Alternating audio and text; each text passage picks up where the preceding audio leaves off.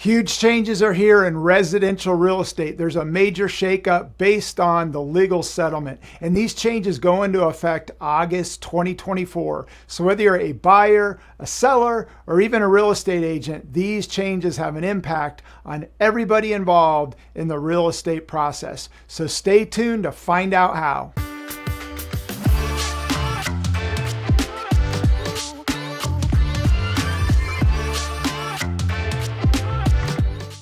Hello, my name's Tyler Ford, Tucson, Arizona with eXp Realty, and welcome to another episode of Living in Tucson, your Tucson Real Estate Connection.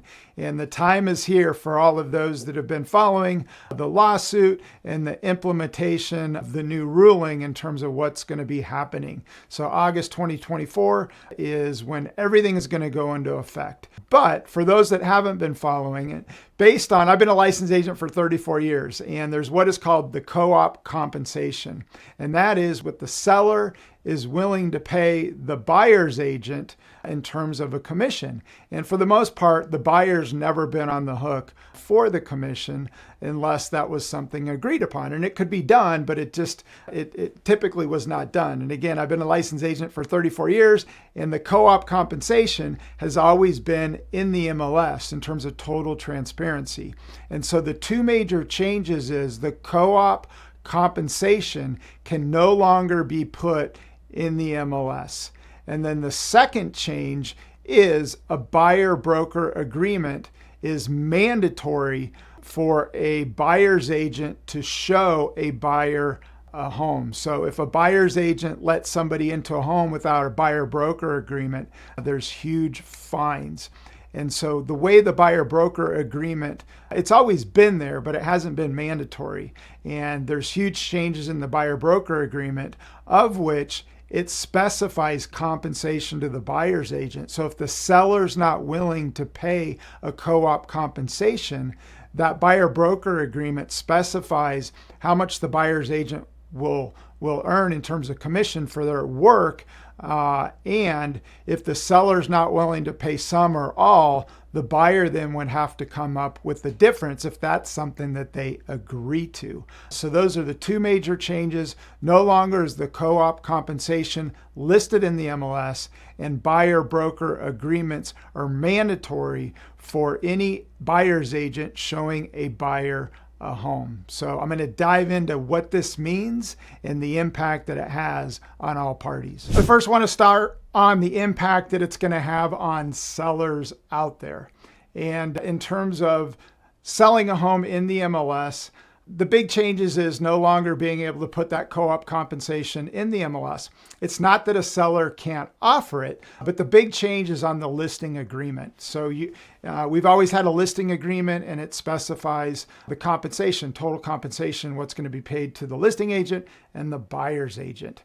So again, a seller can pay a co-op compensation. It's just not going to be transparent, and it's not going to be listed in the MLS, which in my opinion is going to create some major issues from fair housing and even from a discrimination standpoint, because in the past it's been totally transparent, so you can't discriminate against anybody. And if you Google it and do your research, they say, one of the benefits and reasons is transparency, which I totally disagree. I think it's going to cause some major issues. And I think as a result, we're going to see some changes that could end up being good for everybody. And as it sits right now, I think it's a huge disservice to buyers out there and buyers agents from a transparent standpoint, because people can discriminate based on money, race, and say they're willing to pay one person a commission and another person not a commission. So it'll be interesting to see how this plays out. But again, the big change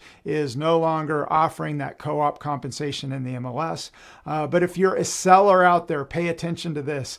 I think what will start to happen is if a seller's not willing to pay a co-op compensation, a buyer's agent and a buyer will offer more than the list price and roll that compensation into the list price. But the challenge is if the property doesn't appraise, then you've wasted all that time. And if they're not willing or can't come in with the difference, then that deal is going to fall out of escrow. So if you're a seller out there and you accept an offer that's rolling in the commission, I would do a couple things. Number one, I'd waive the appraisal contingency clause, meaning that if it doesn't appraise, they still have to move forward. And number two, I would take a bigger earnest money deposit. And after the inspection period and the BINSR, the buyer broker inspection notice to seller, is signed off on, I would make that earnest money hard. And that way, if the appraisal doesn't come in, you're compensated for your time in terms of having that home off the market. So again, you need having a good agent in this new environment is so key in terms of negotiating and just navigating these changes. So again, the big change is the seller. The listing agreement's changing slightly. You can offer a co-op, but the big thing is transparency and no longer having to show all your cards in terms of what you're willing to pay a buyer's agent from a commission standpoint. Now let's talk about these impacts that they're going to have on buyers and buyers agents.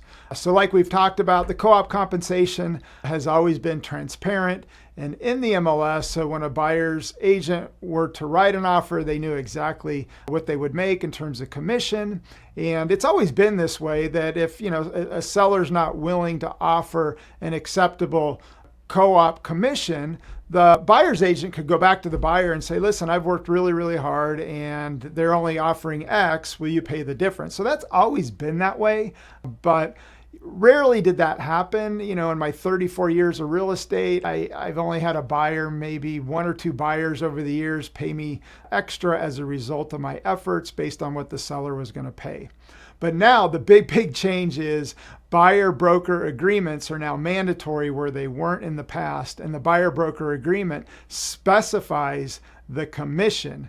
And so in there, it breaks it down based on the total commission and whether the buyer is going to be on the hook, depending on what the seller is going to pay for some or the difference.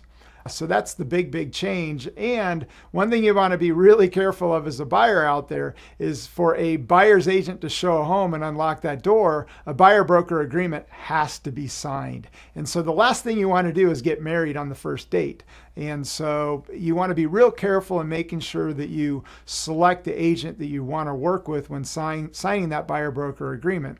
And so if you're uncertain and you're just in the process of trying to figure that out, and you can sign a one buyer broker agreement for maybe one home or one listing, and then just see if that agent's a good fit. So again, you want to be really careful and make sure you're teaming up with an agent that you want to work with when signing that buyer broker agreement. So again, that's the big change. Is the buyer broker agreement is mandatory and it specifies the commission, where the previous buyer broker agreement wasn't mandatory and it didn't have commissions in there. Now let's talk about fair housing and discrimination and the potential impact that this settlement could potentially cause. And fair housing's out there for a reason. It's not just a bunch of check boxes. It's to protect American citizens so they can capitalize on the American dream and not be discriminated against. And if you look at real estate as a whole, real estate is the 5th biggest component to the U.S. GDP. So it's a big part of the economy in America.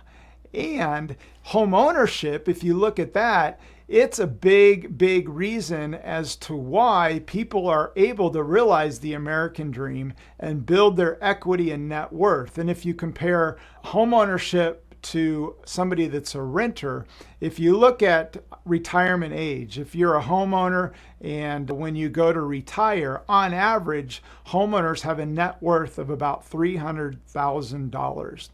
And renters, when they get to retirement, if they've been renters, have a net worth of about $6,000.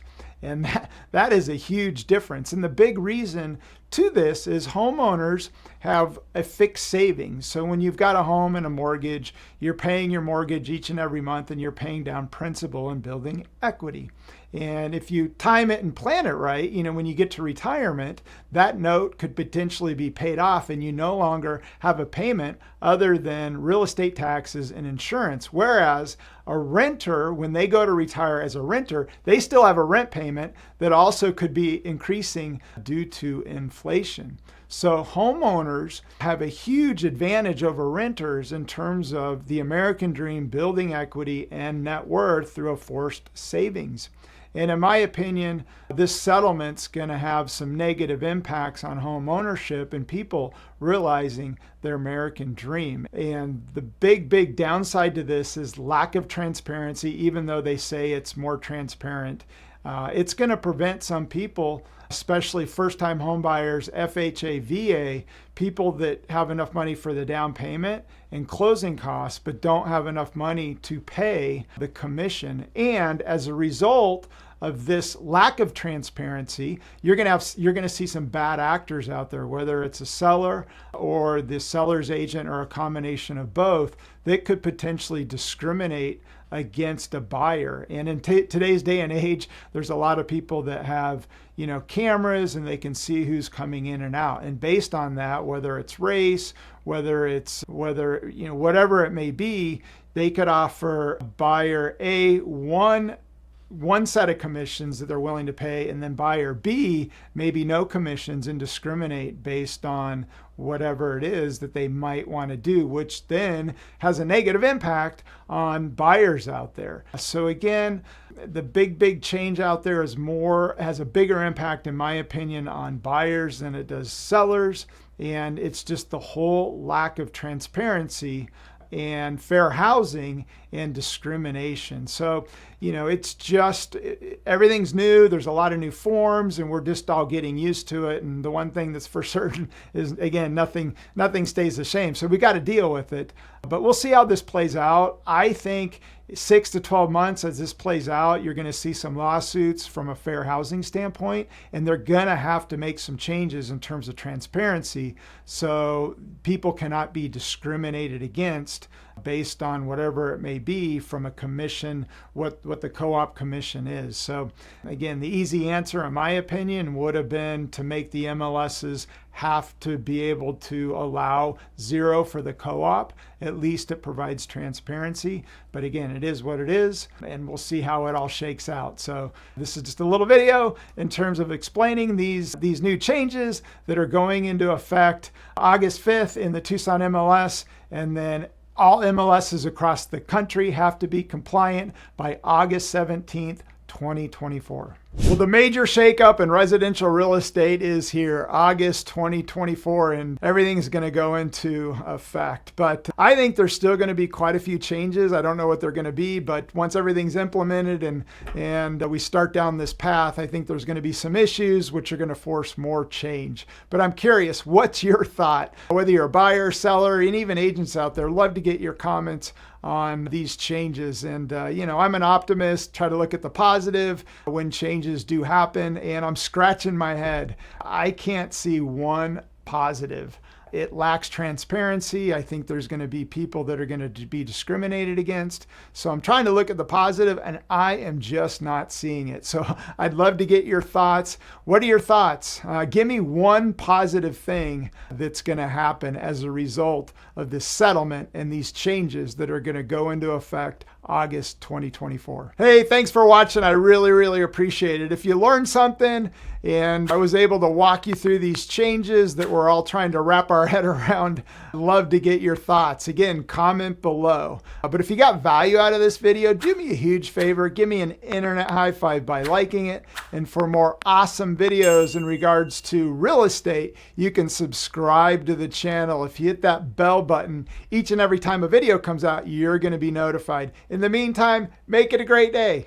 Buying or selling a home is one of the biggest decisions you'll ever make. That's why you need a local Tucson expert real estate partner. With all the exciting reasons you have for buying a home, one of the biggest reasons is it can dramatically increase your family's wealth. So whether you're looking to purchase your first home, your next home, a second home, an investment property, or maybe you want to sell your home, choosing an experienced real estate expert to help you will make it a smooth and easy process. And choosing the right realtor can make the difference of more money in your pocket after closing. So whether you're a first-time home buyer or a seasoned investor, or maybe just interested in knowing what your home's worth, contact Tyler Ford and Team today. Call Tyler Ford and Team today at 520-775-3400. That's 520-775-3400. 3400.